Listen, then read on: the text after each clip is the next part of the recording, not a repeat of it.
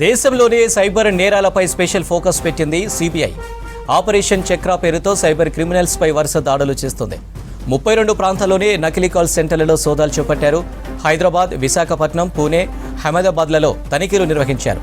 4 call సెంటర్ల నిర్వాహకులు 170 మందితో సైబర్ నెట్వర్క్స్ నిర్వహిస్తున్నట్లు గుర్తించారు. వీరిలో 26 మందిని అరెస్టు చేశారు. పూణేలోని వీసీ ఇన్ఫోమెట్రిక్స్, విశాఖపట్నంలోని అటియా గ్లోబల్ సర్వీస్ ప్రైవేట్ లిమిటెడ్, హైదరాబాద్లోని విజెక్స్ కంపెనీలో తనిఖీలు చేశారు. ఇక దీనికి సంబంధించి మరిన్ని అప్డేట్స్ ధనరాజ్ అందిస్తారు. ధనరాజ్, డీటెయిల్స్ ఏంటి?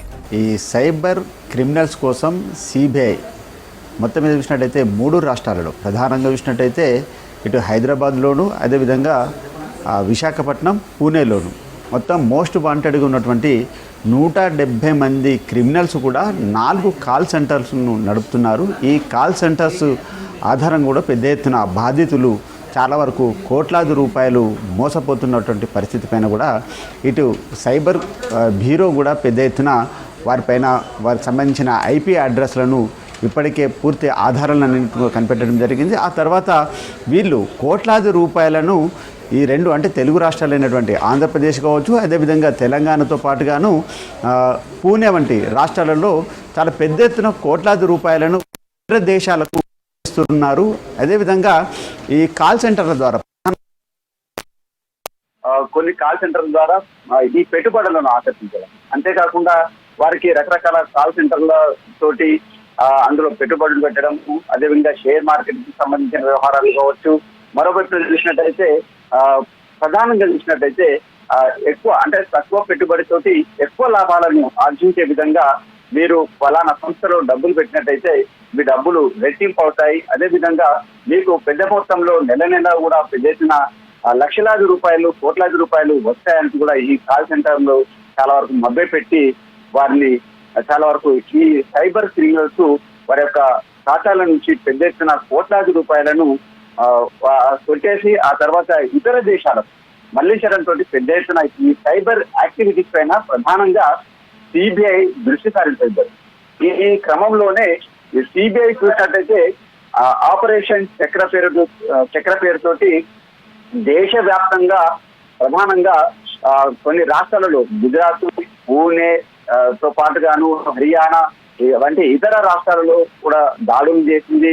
గతంలో కూడా కొంతమంది క్రిమినల్ యాక్టివిటీస్ ఏదైతే సైబర్ సంబంధించినటువంటి నెట్వర్క్ ద్వారా కూడా పెద్ద ఎత్తున క్రిమినల్ యాక్టివిటీస్ తోటి పలువురు ఖాతాలను పొందగొడుతూ వారి యొక్క ఖాతాల నుంచి లక్షలాది కోట్లాది రూపాయలను కూడా పొందగొడుతున్నటువంటి మోస్ట్ వాంటెడ్గా ఉన్నటువంటి సైబర్ క్రిమినల్స్ పైన ఆపరేషన్ చక్ర పేరుతోటి పెద్ద ఎత్తున సైబర్ మోసగాళ్ళు పెద్ద ఎత్తున కోట్లాది రూపాయలను దోపిడీ చేస్తున్నటువంటి పరిస్థితి పైన ఓవైపున తెలంగాణ సైబర్ సెక్యూరిటీ బ్యూరో కూడా ప్రధానంగా కూడా దృష్టి సారించింది. ఓవైపున ఎక్కడికక్కడికి ప్రధానమైనటువంటి అంటే ఈ సైబర్ మోసాల బారిన పడకుండా ఉండేందుకు గాను కొన్ని సూచనలు చేస్తున్నప్పటికీ కూడా చాలా వరకు హై టెక్నాలజీ తోటి, ఎందుకంటే చదువుకున్న వాళ్ళను సాఫ్ట్వేర్లనే ప్రధానంగా టార్గెట్ చేస్తున్నటువంటి సైబర్ యాక్టివిటీస్ కూడా చాలా రకాలుగా వివిధ రూపాలలో పెద్ద ఎత్తున మారిపోతున్నాయి. ఓవైపున ఫెడెక్స్ కొరియర్ ద్వారా కావచ్చు, మరోవైపున షేర్ మార్కెటింగ్ సంబంధించినటువంటి వ్యవహారాలు కావచ్చు, ఓవైపున సోషల్ మీడియా యాక్టివిటీస్ ద్వారా కూడా పెద్ద ఎత్తున ఈ లక్షలాది రూపాయలను సంపాదించవచ్చు అంటూ కూడా కాల్ సెంటర్ నుంచి ప్రధానంగా ఈ బాధితులను మోసపుచ్చి చాలా వరకు కోట్లాది రూపాయలను దోచుకుపోతున్నారు. వీళ్ళంతా కూడా చూసినట్టయితే విదేశాలలో నుంచి కూడా ఆపరేటింగ్ చేస్తున్నారనే విషయాలపైన ప్రధానంగా ఈ సిబిఐ దృష్టి సారించడం జరిగింది. అయితే సైబర్ క్రిమినల్స్ను ఎక్కడికక్కడ ఏరిపారేసేందుకు ఆపరేషన్ చక్ర పేరుతోటి ముఖ్యంగా దేశవ్యాప్తంగా గత కొన్ని నెలల క్రితము దాడులు నిర్వహించడం జరిగింది. ఈ గుజరాత్ వంటి ప్రాంతాలతో పాటుగాను ప్రధానంగా చూసినట్టయితే హర్యానా వంటి రాష్ట్రాలలో ఈ ఆపరేషన్ చక్ర పేరుతోటి అక్కడ దాడులు నిర్వహించినటువంటి క్రమంలోనే ఈ ఫేక్ కాల్ సెంటర్స్ అనేటివి కూడా ప్రధానంగా బయటపడ్డాయి. ఇక తెలంగాణకు సంబంధించినటువంటి వంటి ప్రాంతాల్లో చూసినట్టయితే చాలా వరకు రోజుకు చూసినట్టయితే సుమారుగా 50 లక్షల వరకు రూపాయలు ఈ సైబర్ దొంగలు ప్రధానంగా వివిధ ఖాతాల నుంచి కావచ్చు, వివిధ వ్యాపార వర్గాలను వాళ్ళను ఆకర్షించి ఈ షేర్ మార్కెట్ మార్కెటింగ్, వివిధ రకాల బిజినెస్ యాక్టివిటీసు, సోషల్ మీడియాకు సంబంధించినటువంటి వాటితో ప్రధానంగా ఆకర్షించి వాళ్ళను చాలా వరకు మోసపుచ్చుతున్నారు.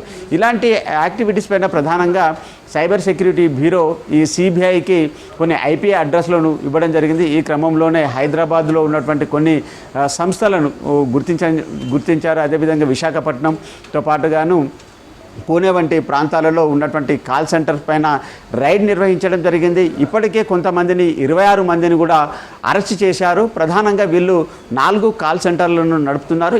ప్రధానంగా ఈ 26 మందిని అరెస్ట్ చేసి వారిని విచారించినట్లయితే ముఖ్యంగా తెలుగు రాష్ట్రాలకు సంబంధించినటువంటి ఈ సైబర్ ఫ్రాడెస్ట్ పర్సన్స్ ఏ విధంగా ఆపరేట్ చేస్తున్నారు, ఏ విధమైనటువంటి గేమింగ్ సంబంధించినటువంటి యాక్టివిటీస్ చేస్తున్నారు, అదేవిధంగా ఈ ఫ్రాంచైజీకి సంబంధించినటువంటి వ్యవహారాలు కావచ్చు, అదేవిధంగా బ్యాంకుకు సంబంధించినటువంటి ఖాతాలను, నకిలీ ఖాతాలను ఏ విధంగా ఏర్పాటు చేయడం జరుగుతుంది, ఇక్కడ ఉన్నటువంటి ఆపరేటర్స్ ఏ విధంగా ఎవరికి సహకరిస్తున్నారనే విషయాలపైన ప్రధానంగా సిబిఐ దృష్టి సారించడం జరిగింది. కోట్లాది రూపాయలను ఇక్కడ కొల్లగొడుతూ వివిధ రకాలకు సంబంధించినటువంటి ఖాతాల నుంచి విదేశాలకు మళ్లించడము, తిరిగి మళ్ళీ అది రికవరీ చేయడంలో సైబర్ సెక్యూరిటీ బ్యూరోకు కూడా చాలా వరకు ఒక సవాల్గా మారుతున్నటువంటి పరిస్థితి అనేది చెప్పొచ్చు. ఇప్పటి వరకు చూసినట్టయితే ఒక తెలంగాణలో చూసినట్టయితేనే 13,000 కోట్ల రూపాయలను ఈ 8 నెలల కాలంలోనే ఈ సైబర్ సంబంధించినటువంటి దొంగలు మొత్తం కొట్టేశారు. ప్రధానంగా చూసినట్లయితే దీనిలో రికవరీ చేయడం అనేది చాలా వరకు అంత ఈజీ కాదు. కానీ ఇలాంటి నేరాలు అనేటివి చాలా వరకు దేశవ్యాప్తంగా కూడా ప్రధానంగా సైబర్ సంబంధించినటువంటి దొంగలు చాలా చెలరేగిపోతున్నారు. కొత్త టెక్నాలజీని అడాప్ట్ చేసుకోవడం, అదేవిధంగా ఫోన్లకు సంబంధించి ఓటీపీల ద్వారా కావచ్చు, బ్యాంక్ సంబంధించినటువంటి వ్యవహారాలపైన వాటిని ఆరా తీయడము, అంతేకాకుండా మొత్తం బ్యాంక్ సంబంధించినటువంటి వ్యవహారాలు, ఆధార్కు సంబంధించినటువంటి వాటితోటి లింకప్ అవుతున్నాయి. కాబట్టి ఇట్లాంటి ఓటీపీలు చెప్పినటువంటి పరిస్థితులలో వారి బ్యాంకులో ఉన్నటువంటి ఖాతా అంతా కూడా ఖాళీ అయిపోతున్నటువంటి పరిస్థితి. మరోవైపున చూసినట్టయితే ఈ క్రెడిట్ కార్డులకు సంబంధించినటువంటి వాటిపైన కూడా వాటి వివరాలను ఇవ్వాలంటూ కోరినటువంటి క్రమంలోనే మొత్తం బ్యాంకులో ఉన్నటువంటి నగదంతా కూడా క్షణాల్లోనే మొత్తం కొట్టేస్తున్నారు ఈ సైబర్ కేటుగాళ్ళని చెప్పొచ్చు. ప్రధానంగా ఈ పెట్టుబడులకు సంబంధించినటువంటి వాటిలలో రకరకాల యాప్లతోటి కూడా ప్రధానంగా ఈ కాల్ సెంటర్స్ తోటి దృష్టి పెట్టి వాళ్ళను రకరకాల అడ్వర్టైజ్లతోటి ఈ కస్టమర్లను ఆకర్షించి వాళ్ళ యొక్క డబ్బులను మొత్తం కొట్టివేయడం కాకుండా వాళ్ళ అకౌంట్లను కూడా ఫ్రీజ్ చేస్తున్నటువంటి పరిస్థితితో చాలా వరకు బాధితులంతా కూడా ఈ సైబర్ సెక్యూరిటీ బ్యూరోను ఆశ్రయించడము, అదే కాకుండా పిఎఫ్ సంబంధించినటువంటి అకౌంట్లపైన కూడా సైబర్ పంజా విసురుతున్నారు.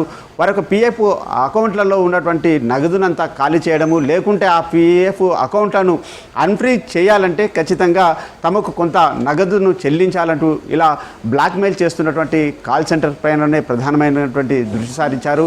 మొత్తం మీద సిబిఐ ఆపరేషన్ చక్ర పేరుతోటి ఇటు తెలంగాణతో పాటుగాను అదేవిధంగా ఆంధ్రప్రదేశ్, పూణే వంటి రాష్ట్రాలలో ఏకకాలంలోనే ప్రధానంగా ఈ దాడులు నిర్వహిస్తుంది. ఇప్పటివరకు చూసినట్టయితే 26 మందిని అరెస్ట్ చేశారు. అక్కడ ఉన్నటువంటి ల్యాప్టాప్లు కావచ్చు, సెల్ ఫోన్లు, దానికి సంబంధించినటువంటి ఎక్విప్మెంట్తో పాటుగాను మొత్తం వాటికి మొత్తం 58 లక్షలకు పైగా కూడా డబ్బులు కూడా సీజ్ చేయడం జరిగింది. ఇలా మొత్తం 16 మందిని విచారించినట్లయితే ఈ తెలుగు 2 రాష్ట్రాలలో ఇలాంటి ఫేక్ కాల్ సెంటర్ తోటి ఏదైతే మోసాలకు పాల్పడుతున్నారో సైబర్ క్రిమినల్స్ పైన వాళ్ళను సిబిఐ అరెస్ట్ చేయడం జరిగింది. ఇంకా మళ్ళీ దాడులు నిర్వహించినటువంటి క్రమంలోనే ఇక తెలుగు 2 రాష్ట్రాలలో ఇలా ఫేక్ కాల్ సెంటర్ తోటి కావచ్చు, అదేవిధంగా సైబర్ క్రిమినల్స్ ఏర్పాటు చేసుకున్నటువంటి ఇలాంటి కాల్ సెంటర్స్ పైన కూడా మరికొన్ని బయటపడే అవకాశాలు కనిపిస్తున్నాయి.